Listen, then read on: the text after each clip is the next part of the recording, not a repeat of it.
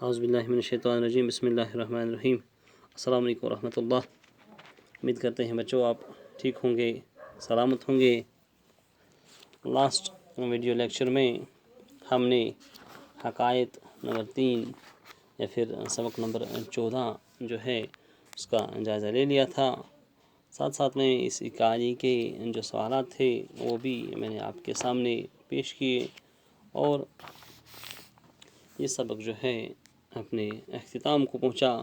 تو آج کے اس ویڈیو لیکچر میں ہم شروع کرنے جا رہے ہیں سبق نمبر 15۔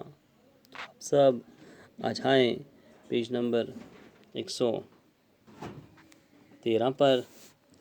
تو ہمارا جو آج کا موضوع ہے اختر الایمان۔ تو اختر الایمان جو ہے یہ اردو نظم کے بانیوں میں ان کا شمار جو ہے ہوتا ہے، اور ساتھ ساتھ میں اردو نظم کو جدید خطوط پر استوار کرنے میں جن حضرات کا ہاتھ ہے ان میں سے ایک اہم نام اختر الایمان ہے۔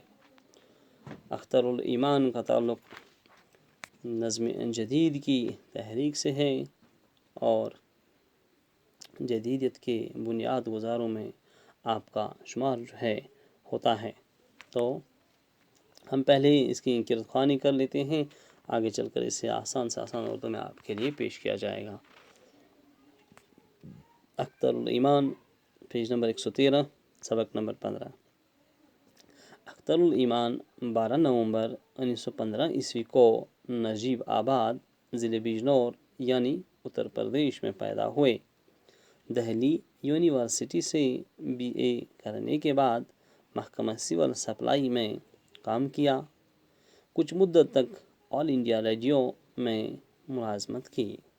اس کے بعد ممبئی چلے گئے، جہاں فلموں کے لیے لکھنے لگے۔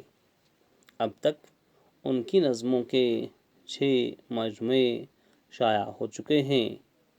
1962 عیسوی میں یادیں پر انہیں ساہتیہ اکادمی ایوارڈ ملا۔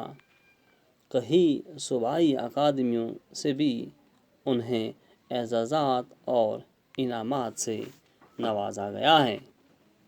اختر الایمان اردو نظم کے شاعروں میں شمار ہوتے ہیں۔ انہوں نے نظم کی صنف کو استحکام بخشا۔ نظم نگاری میں ان کا ایک خاص انداز ہے۔ عام گفتگو کی زبان میں آساں، علامتی اور رمزیہ انداز میں شعر کہنے میں کمال حاصل ہے۔ ان کے چند مجموعے یہ ہیں: تاریخ سیارہ، آب جو، سب رنگ، سر و سامان وغیرہ۔ تو یعنی اختر الایمان جو ہے یہ پیدا ہوئے تھے 12 نومبر 1915 عیسوی کو نجیب آباد، جو کہ ضلع بجنور یعنی UP اتر پردیش کا علاقہ ہے، وہاں پہ آپ پیدا ہو جاتے ہیں۔ کب؟ یعنی 12 نومبر 1915 عیسوی کو۔ تو رواج جو اس وقت تھا، یعنی کہ انہوں نے ابتدائی تعلیم جو ہے رواج کے مطابق حاصل کی۔ آگے چل کر انہوں نے دہلی یونیورسٹی جو ہے وہاں سے BA یعنی کہ گریجویشن مکمل کی۔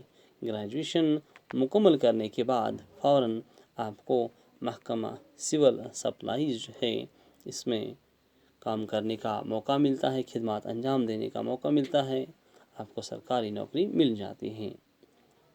کچھ ہی مدت تک آپ آل انڈیا ریڈیو یعنی کہ AIR آل انڈیا ریڈیو اس کے ساتھ وابستہ ہو جاتے ہیں، ملازمت مل جاتی ہے آپ کو آل انڈیا ریڈیو اسٹیشن دہلی میں۔ تو اس کے بعد آپ ممبئی چلے جاتے ہیں۔ ممبئی یعنی کہ جو فلم نگری مانی جاتی ہے ہندوستان کی، تو یہاں فلموں میں کام کرنے کا نہیں بلکہ فلموں کے لیے اسے لکھنے کا موقع ملتا ہے۔ اس کے علاوہ یعنی اختر الایمان کی 6 نظموں کے مجموعے جو ہیں شائع ہو چکے ہیں۔ اختر الایمان صاحب جو ہیں انہوں نے 1962 عیسوی میں ایک نظم کا مجموعہ جو ہے، یعنی کہ ان کی نظموں کا ایک مجموعہ جس کا نام تھا یادیں، تو اس یادیں پر انہیں ساہتیہ اکادمی ایوارڈ جو ہے ملا ہے۔ علاوہ ازیں آپ کو کہیں صوبائی اردو اکیڈمی جو ہے انہوں نے بھی آپ کو اعزازات سے اور انعامات سے نوازا ہے۔ فلمی نگری کے ساتھ وابستہ جب آپ رہے تو 1963 عیسوی کو یعنی 1963 کو آپ کو بیسٹ ڈائلاگ ایوارڈ جو ہے ملا ہے۔ اس فلم کا نام، اس مووی کا نام دھرم پتر تھا۔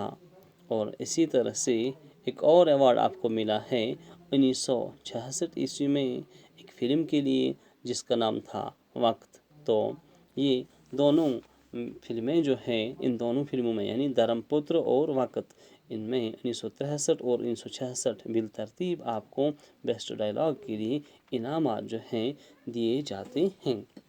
اس طرح سے ہم یہ کہہ سکتے ہیں کہ اختر الایمان صاحب نے نہ صرف شعر و شاعری کی دنیا میں اپنا نام کمایا، اپنی ایک پہچان انہوں نے یعنی کہ اپنے لیے ایک مقام انہوں نے پیدا کیا، اپنے لیے ایک مقام انہوں نے قائم کیا فلمی نگری میں بھی اور ساتھ ساتھ میں ادب کی پیرائیے میں بھی۔